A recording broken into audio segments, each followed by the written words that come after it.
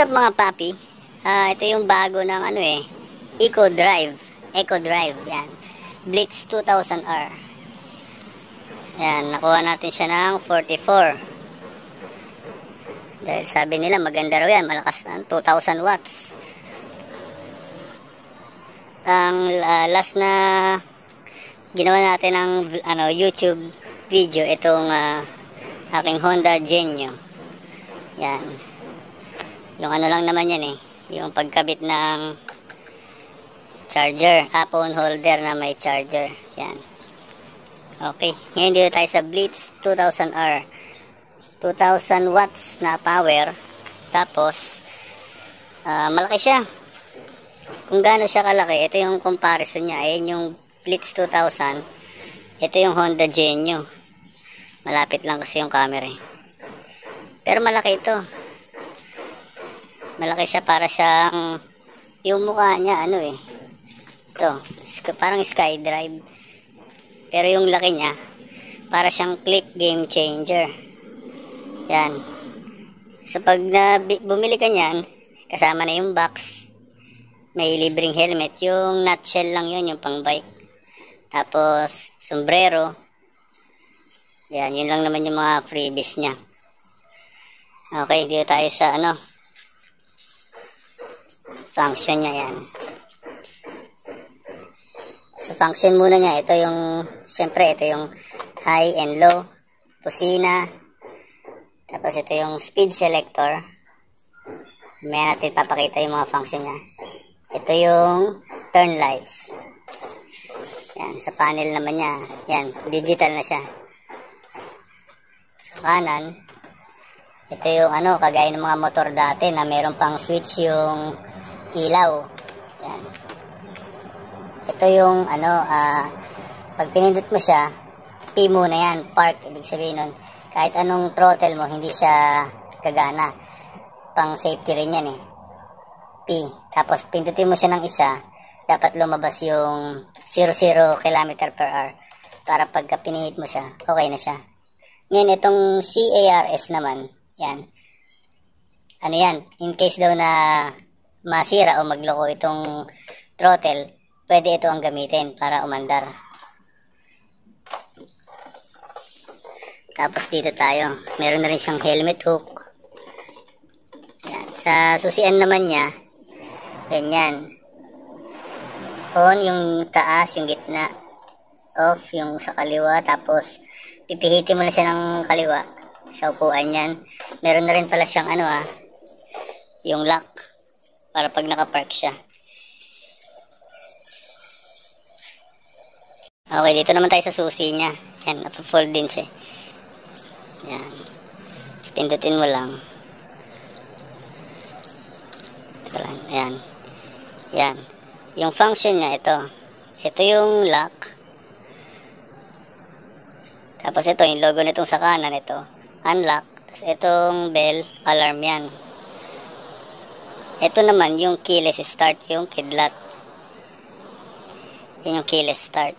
Tapos ito, yung parang trunk ng kotse. Hindi raw yan gumagana para sa model na to na Blitz. Lahat daw ng model, ganyan. Pero ang function sana, kung tinuloy nila yung yung pagpapagana niyan, pag pinindot mo ito, mag-a-unlock yung upuan. Pero ngayon kasi, hindi raw, sa lahat ng Blitz 2000R, wala daw yan. Parang ganyan lang siya. Kahit pindutin mo siya, wala. Pag pinark mo siya, kagaya niyan,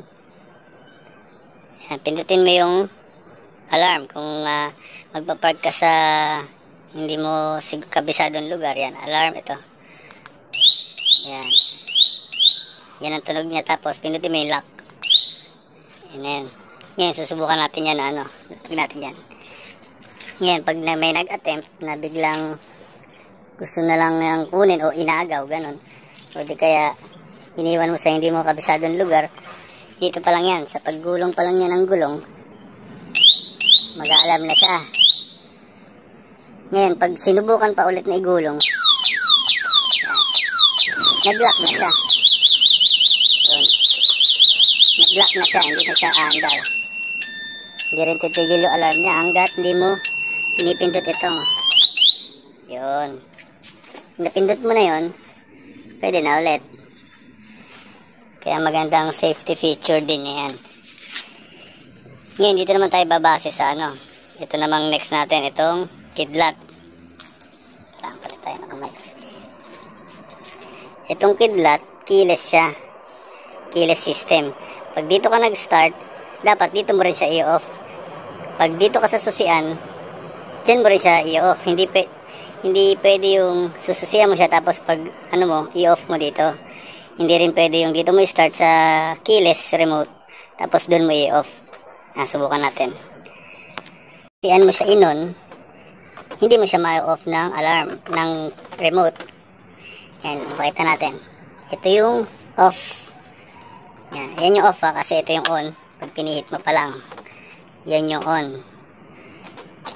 Yan. So, naka-off yan, di ba? O, wala yung panel. Ito yung keyless niya. Dalawang pindot ito.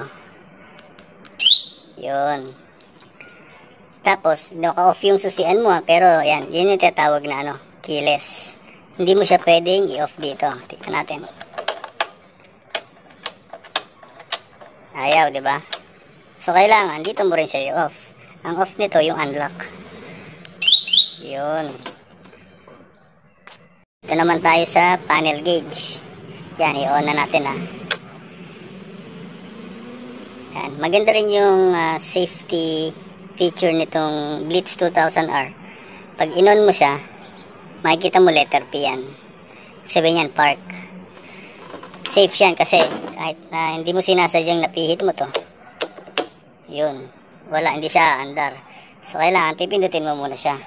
Ito. Yun, kailangan mag 0-0 siya para pwede siya umandar. Yan. Naka center stand tayo. Yun. Tapos, bago siya bumalik sa P, dapat naka 0-0. Yan. Tapos yung ilaw niya, pakita natin yung ilaw. Ito yung tail. Tail yan. Okay. Gawin natin pihitin natin yung brake.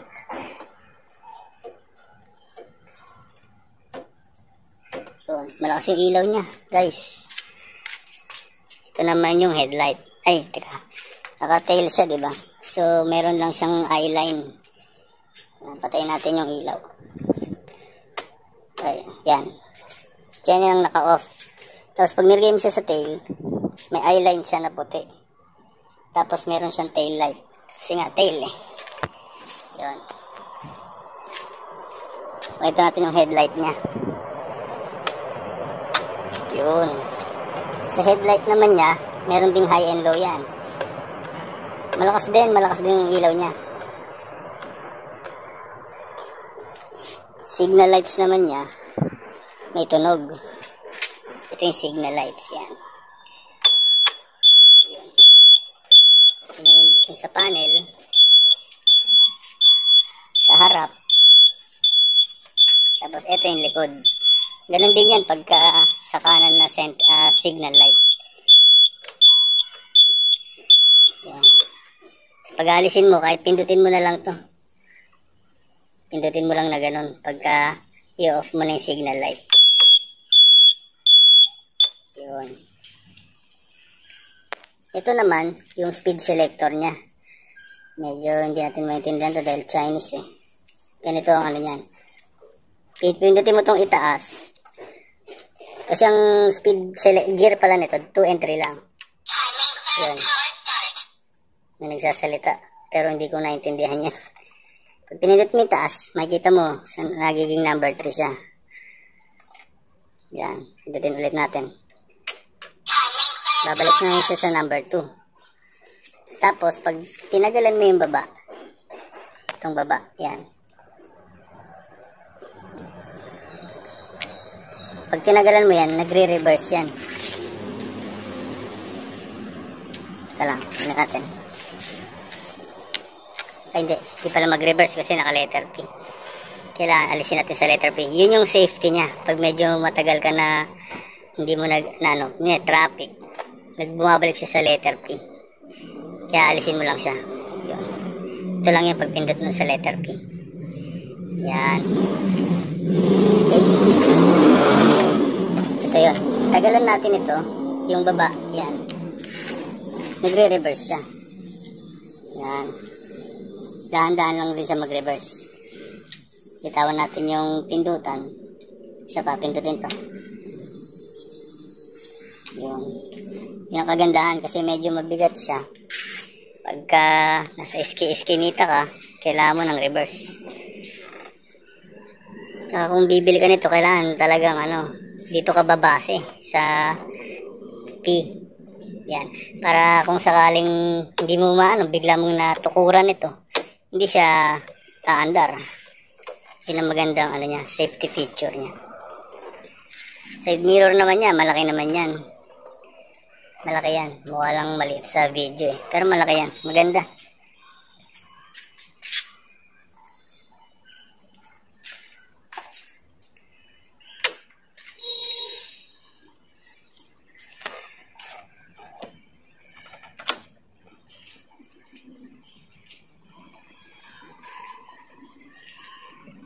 Ito naman tayo sa upuan. Sa upuan naman, kailangan naka-off siya. Kasi, ito, pipihitin mo lang pakaliwa. Yun. Narinig niyo yun? Bukas na upuan. Isa pa. Yan. Yan, lock na yan. Yun. Yung kagandahan niya. Ito naman, malaki naman yung U-box niya. Kagandahan din, meron siyang breaker. Kung magpaparada ka, kunyari, ginagamit mo sa bahay, opisina, nag-park ka sa office, mo na rin siya, i-off mo na lang siya pag mag-park ka. Yan, ito yung sombrero. Good drive, yan. Charger nito, yan. 72 volts. Yan, hindi ko na ilalabas yan kasi Tapos yung raincoat na libre. Malaki naman yung U-box niya, okay naman. Tapos dito naman tayo sa sa box na kasama. Isusi rin yung box niya. Ito rin kung ano yung susi ng ignition. Ano lang dito, ito mayroon siyang lock din sa gilid. Kabilang gilid dyan may lock. Yan, buksan natin. Tapos pag sinusiyan mo yan, iangat mo na siya. Yun. Ito, hindi to yung libreng helmet. Ito yung helmet ng motor ko. Yan. Malaki din naman yung box niya. Sakto lang din na pamasok. Pamalengke, yan. Sasara mo ngayon siya. Yan. Hindi yan sasara ng kusa. Kailangan pihitin mo muna yan. Yun. Kita nyo yan. Isa pa. Buksan natin. Pag sinara mo siya, kailangan pihitin mo pa kanan. Yun yung lock. Yun yung bubukas. Tapos ito pa, isa pang maganda sa secure lock niya. Yan. Kabila pa yan.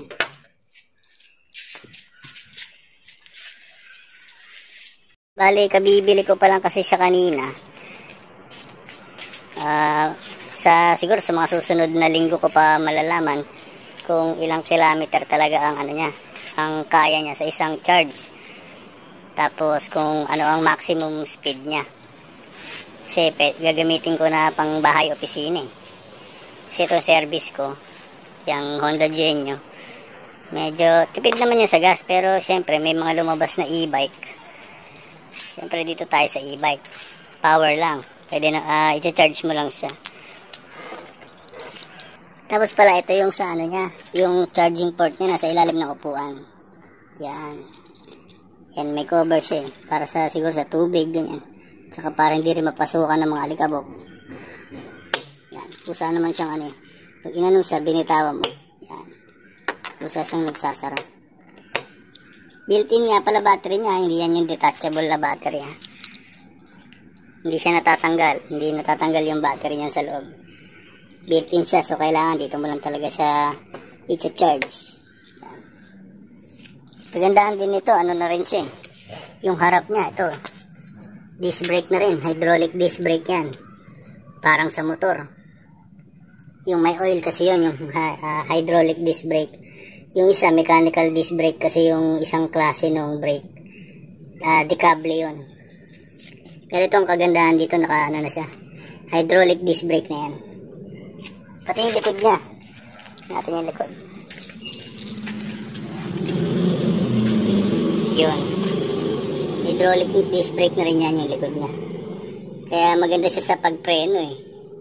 Kasi pagka yung decable ka, minsan napuputol pa yung kable. Pero sa katagalan na yun. Ngayon ito, langis lang. Yan, kaya siya tinawag na hydraulic. Ito yung ano niya sa box, yung ilalim.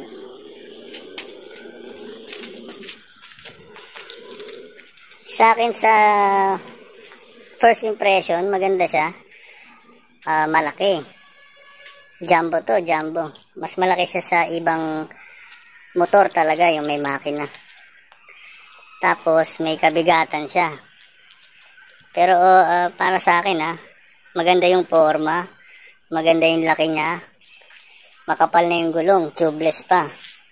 Pinalagyan ko na rin pala yan ng tire sealant para sigurado. Tsaka, malaki yung U-box. Okay din yung box niya na yun, yung libre.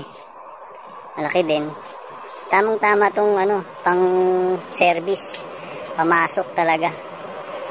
Lalo ngayon walang public transport dahil may pandemic tayo. Ngayon ito pala. Ito yung tinanong ko. Bakit ka ako walang cover ito? Sabi lahat daw ng unit ganyan, wala. And ito, yun. Buti nakita ko siya.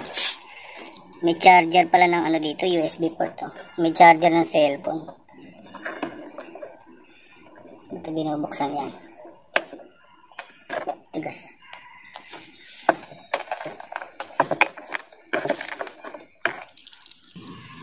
Ayan, meron pala siyang USB port. Para kung sakaling nasa biyahe ka, lobat ka, pwede ka mag-charge. Ayan. Ayan, meron na rin siyang rubber na cover. Ayan, maganda pala. I-charger na. Tapos sa looks niya, angas din, mabangis yung looks niya. Para siyang SkyDrive, yung mukha niya parang SkyDrive eh. Pero yung laki niya talaga, yung mga game changer na click, yung 150i, ganun siya kalaki pag nakita niyo ng actual. Tapos ayan, na rin siya, side stand, center stand. Parang talaga siyang motor, yung di makina. Pero ang kagandahan, tahimik. Okay. Okay mga papi, hanggang dito na lang tayo para sa ating Blitz 2000R. Sa susunod na linggo siguro natin to. Gagawa natin ulit ng review na pag ginamit ko na siya pang service. Sana matipid sa kuryente, no? Titignan natin kung ilang kilometro ang kaya ng isang full charge niya. Tapos kung ano yung maximum speed niya sa kalsada.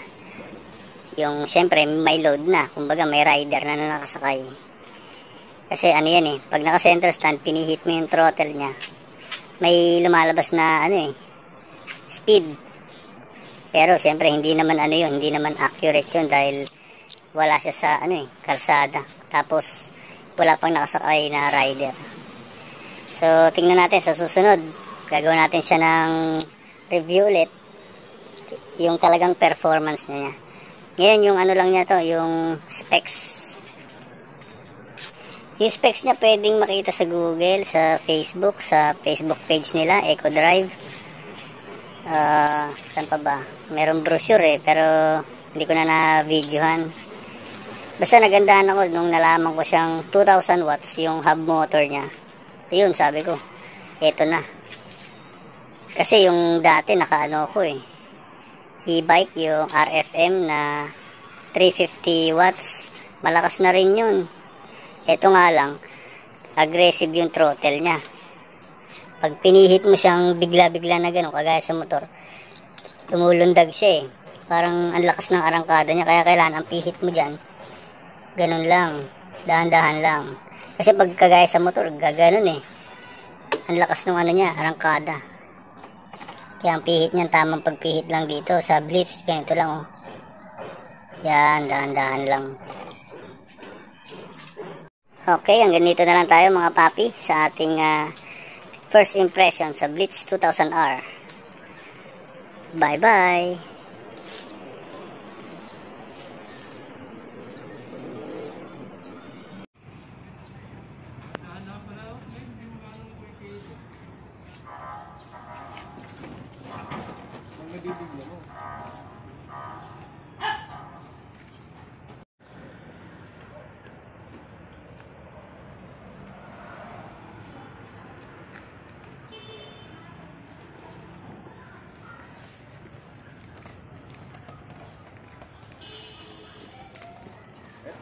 Hello, pare. Hello. Pare.